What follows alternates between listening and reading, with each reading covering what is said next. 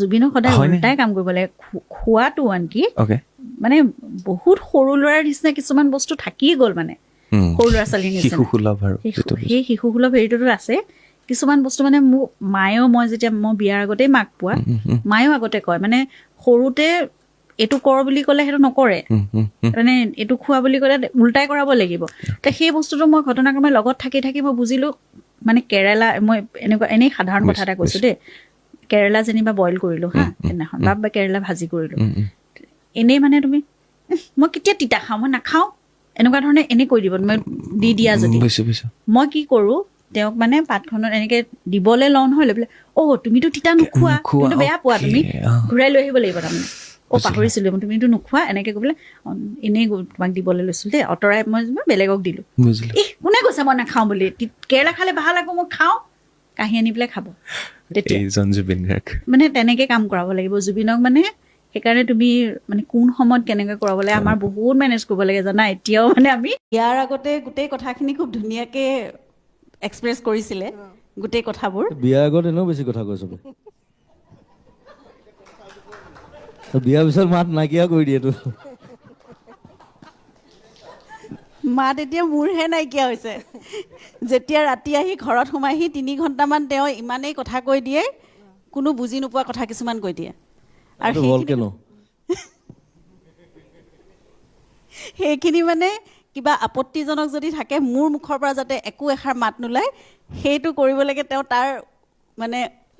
ভৱেন্দ্ৰনাথ শইকীয়া ছাৰে কোৱাৰ নিচিনাকৈ উচ্চগ্ৰামত মই যিটো স্কেলত কথা কওঁ তাতকৈ উচ্চগ্ৰামত তেওঁ নিজৰখিনি ৰিলিজ কৰি দিয়ে গতিকে মই চাইলেণ্ট হৈ বহি থাকোঁ আৰু শুনি থাকোঁ যিমানখিনিলৈকে পাৰোঁ তাৰপিছত শুই দিওঁ আকৌ যেতিয়া মনত পৰিলে আকৌ উঠাই পেলাই ক'ব আৰু নহয় মই ইফালে বাগৰি যদি শুই দিওঁ যে আৰু কিমান শুনিম আৰু তেনেকুৱা ধৰণৰ যদি হয় কিবা এটা মই ঘৰলৈ পিঠিটো চাবলৈহে আহিছিলোঁ তোমাৰ সেইখিনিও কয় তাতকৈ মই ষ্টুডিঅ'ত থকাই ভাল তাতকৈ মই গাড়ীখনত ঘূৰি ফুৰাই ভাল ৰাস্তাত ঘূৰি ফুৰিলে অন্ততঃ কুকুৰ এটাইও মোৰ কথা শুনে এখন ফটো আছে বৌ আপোনাৰ আৰু জুবিনৰ এটা ষ্টুডিঅ'ত আপুনি ইমানজনী তেতিয়া একেবাৰে মানে কিন্তু মই তেতিয়া এম এ পঢ়ি আছো সেয়া মুম্বাইত প্ৰেম কৰি থকা সময় সেই তেতিয়া এংগেজমেণ্ট হৈ গ'ল আমাৰ এংগেজমেণ্টৰ পিছত সেই মাইক্ৰফোনটো আপোনাক এনেকে দেখাই আছে আৰু আপুনি মাইক্ৰফোন সেই ফটোখন ইমান মৰম লগা ফটোখন সেইখন ক'ত তুলিছিলে সেইখন গীত অডিঅ'গ্ৰাফ্ট আমাৰ যতীন শৰ্মা মাইনাদাৰ ষ্টুডিঅ' এতিয়া আমাৰ তাতেই চলি থাকে জুবিনহঁতে বেছিভাগ তাতে কাম কৰে আমিও ওচৰতে আছিলোঁ তাৰপিছত মই তেতিয়া এম এ কৰি আছোঁ মোৰ ভাইটিও তেতিয়া চাউণ্ড ইঞ্জিনিয়াৰিং কৰিবলৈ তেতিয়া মুম্বাই ইউনিভাৰ্চিটিত সি চাউণ্ড ইঞ্জিনিয়াৰিং কৰিবলৈ গৈছে সিয়ে মই এটা ঘৰ মাহাদাৰ আমাৰ এটা ৰুমৰ ঘৰ মানে এইবোৰ আমি ভাড়া লৈ আছিলোঁ তাতে গীত অডিঅ'গ্ৰাফটো সেই মাহাদাতে আছিলে জুবিনহঁতো ওচৰে পাজৰে থাকে মাইনাদ গোটেই অসমীয়া কমিউনিটি মানে আমাৰ মিউজিচিয়ান কমিউনিটি ওচৰে পাজৰে থাকে আৰু মই তেতিয়া আমি লগ পাই থাকোঁ তেনেকৈ আৰু গীত অডিঅ'গ্ৰাফটো আমাৰ মানে সকলোৰে আৰু লগ পোৱাৰ এটা জেগা আৰু তুমি এটা কথা হাঁহি মৰিবা তেওঁ এইটো মানে ইমানেই সৰু ল'ৰা ছোৱালীৰ নিচিনা কাম কৰে কেতিয়াবা ছাতি বুলি এটা গান কৰিছিলে মাজতে ছাতিটো মানে কৰিবলৈ দাৰ্জিলিং যাব দাৰ্জিলিঙলৈ আমাৰ ট্ৰেইন বুক কৰা হৈছে দেই মানে NJP-লৈকে ট্ৰেইন বুক কৰা হৈছে তাৰপিছত গাড়ী হেৰি কৰা হৈছে NJP-লৈ ট্ৰেইনত যাব বহুত দিন ট্ৰেইনত উঠা নাই ট্ৰেইন জাৰ্ণি কৰিব সেইটো মানে এক্সাইটমেণ্ট এটা হৈ আছে ভিতৰত ট্ৰেইনত যাব আৰু বহুত সোনকালে আছিলে ট্ৰেইনৰ সময়টো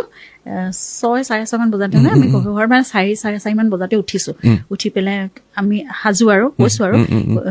লাহেকৈ উঠাইছোঁ মানে নহ'লে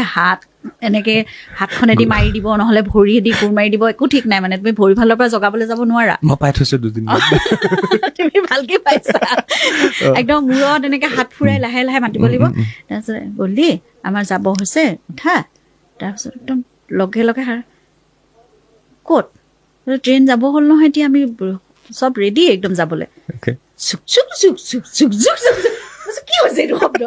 তাৰপিছত কি হৈছে এইটো ট্ৰেইনখনত বহি ট্ৰেইনখন চলিছে আকৌ চলিছে বুলি একদম উঠি বহি একদম জোকাৰি দিছে এনেকে যাব তাৰমানে ইমান সৰু বাচ্ছা হাঁহি থাকিব পৰা নাই কৈছো এইটো জুবিন গাৰ্গ নে বাৰু সেই জুবিন গাৰ্গক আমি কেতিয়াও তেনেকে দেখা নাপাওঁ সেই জুবিন গাৰ্গক দেখা পাই বৌয়ে